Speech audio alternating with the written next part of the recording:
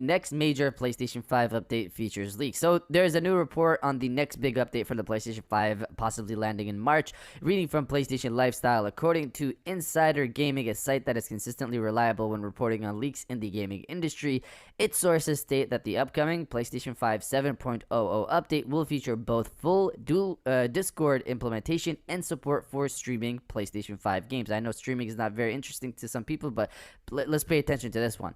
The site sources state that a public beta for the 7.0 system update will begin in the coming days, with it ending on January 30th. Apparently, the Discord functionality will not be active in the beta. The PS5 7.00 firmware update is expected to launch on March 8th. I'll also add this from Insider Gaming themselves. In addition to the Discord integration, sources have revealed that PlayStation 5 games will also be streamable on the PlayStation 5 via cloud streaming to save that all-important drive space. It was said that this feature will be included in the PlayStation Plus premium tier. Obviously, the feature under the name Project Kronos has been in development and testing for a number of months, sources revealed. So, a couple of things to break down here. One, the beta releasing in the coming days and ending on January 30th is very abnormal and doesn't follow any trends from PlayStation for I don't know how long. This would put the public beta testing at possibly less than 2 weeks.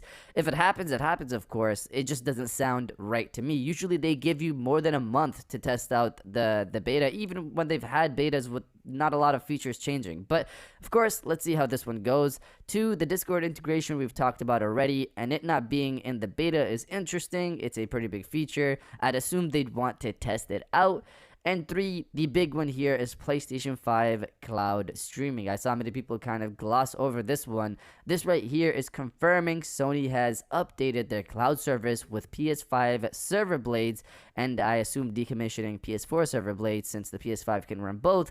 Right now, streaming is maxed out at 1080p, of course, because of the PlayStation 4. Sony needed to overhaul their servers with PS5 to boost performance to potentially 4K and 60 FPS outputs, maybe even 120.